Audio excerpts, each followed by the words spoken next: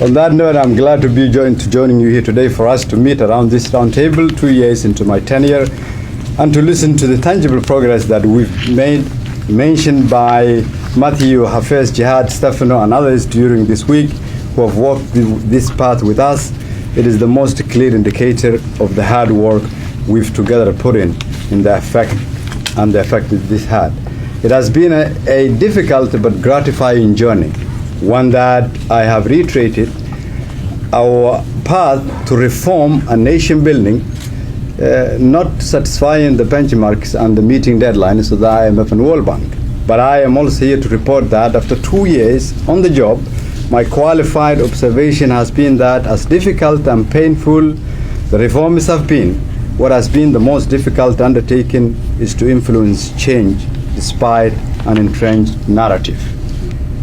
This reality has been hard for me to accept to begin with. Though we are working on extensive reforms, it is evident that one's history impacts its future. 2 years ago, my first discussion with both IMF and the World Bank were met with doubt, and rightly so. Since then, we've shown unparalleled commitment, opened our books and offices, and worked hand in hand with the IMF, World Bank, and involved donors against not just to meet in benchmarks and deadlines, but to work hard to achieve these targets. The collaboration and cooperation with the IMF, World Bank, and the rest of the donors for us has become a tool to reform our country's institutions. It is the strategic choice for Somalia rather than going the path of false hopes and shortcut choices that can have serious consequences for a nation in the future. Due to the working relationship we've had with each of you who are here, we've made tremendous progress. We can now report that our economy, though small, is growing. We have the lowest inflation rate in the neighboring countries, stronger purchasing power, thousands of businesses registered only in Mogadishu since our president was elected. These are results of fiscal discipline and wide and radical reforms that we've undertaken. Our budget has increased and our budget process have become more transparent than ever.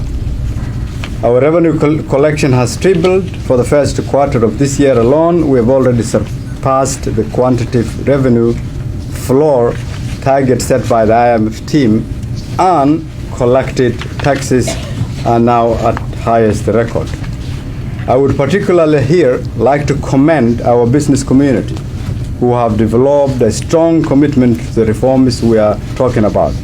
They have taken more risks and have paid the highest taxes since the collapse of our nation, because they understand working with international partners will open doors of opportunities. We must work together to create opportunities for our business community if we want our economy to grow. We want international investors to benefit as well from the immense opportunities that exist in Somalia and the potentiality of the future for the benefit and prosperity of the Somali people, the region, and the wider world. We have submitted to our parliament, in connection with the reforms, money bills, more than 30 approved by my cabinet. Those important include the establishment of an independent anti-corruption commission, the PFM strategy to increase accountability and transparency, a landmark telecommunication bill that no government has managed to pass and implement, has also been enacted into law, and we're working with that and generating revenue. A National Procurement Act has also been enacted into law, which will further enhance accountability and transparency in fighting corruption.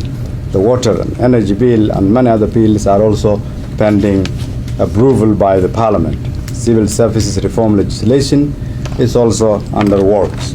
Additionally, we have cancelled more than dozens of contracts for services that government used to do and were awarded in no transparent manner to provide to private individuals and companies. We continue to look into all contracts that has been awarded.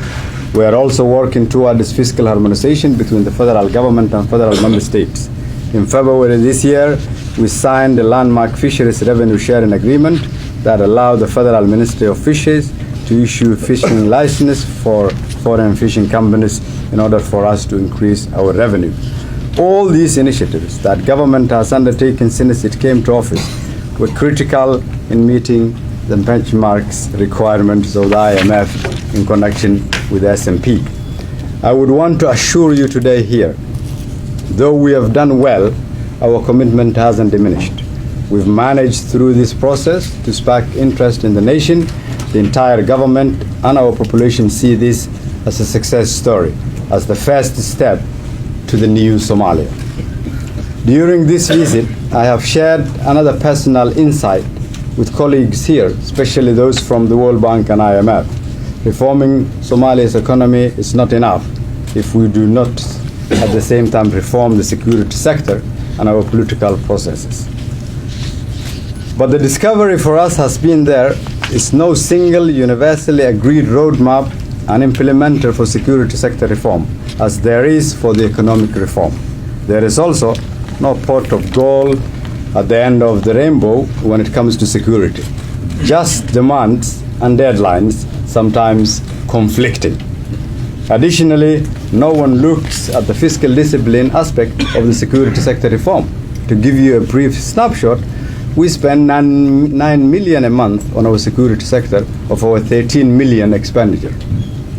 This accounts yearly to $109 million, accounting for 57% of our internally generated revenue. My challenge to the with the World Bank and IMF is to look into the fiscal discipline looking at from the security perspective, and to look into a model that functions in connection with the reforms that we are taking. To all our other partners, we have challenged them also to work with us on replicating the S&P model and benchmarks and working with us to reform our security sector. We have made significant progress on the security sector reform. 2 years ago, it was unthinkable what we've achieved here. 3 months ago, no one believed we would achieve what we have achieved when it comes to the security sector reform. We began by ensuring all SNA and federal police soldiers are biometrically registered. We've put in place a very strict vetting process of the personnel registered. In addition, we've started to pay our soldiers directly into their bank accounts. In March 2019, nearly 17 soldiers have been paid directly into their bank accounts. In addition, the soldiers also receive their rations funds directly into their bank accounts. As a result, we've saved more than $2 million monthly. We've reformed the administration and the finance and personnel departments of the SNA and the police. We've developed new financial management procedures and guidelines tailored to the security agencies to increase transparency and accountability of the management of all security sector expenditures. We are in the process of re-tendering all security sector contracts to ensure that they go through an open and transparent procurement process. We also asked the Auditor General to conduct an external audit of our security forces, previously unheard of, and we will begin shortly to follow up on these audit's recommendations. We've also begun conducting operations secure and hold operations by SNA for the first time. It wouldn't have been possible without the reforms.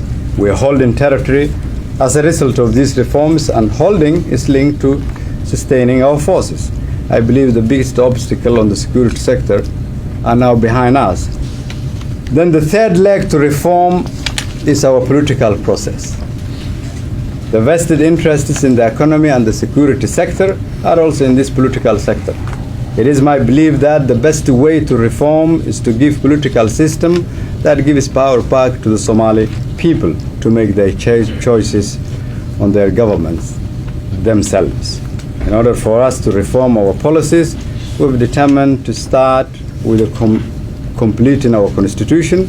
That includes clarity on revenue sharing, fiscal federalism, power sharing structures within the federal member states as defined in our constitution, and our future government structure.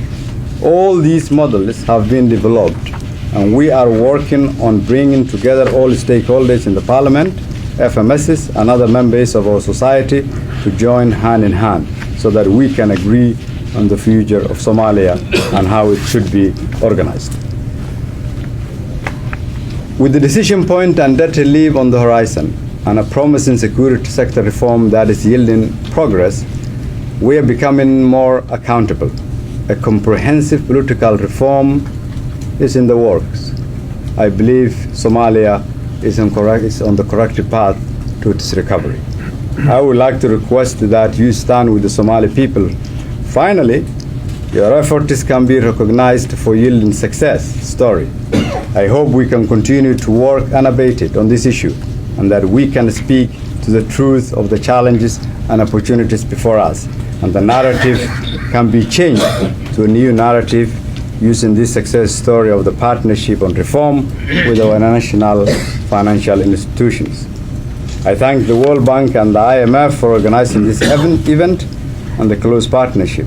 I also thank the donors who have stood by the Somali people for decades, and I hereby renew my full commitment to continue and see through these important reforms that will bring about peace and stability in Somalia.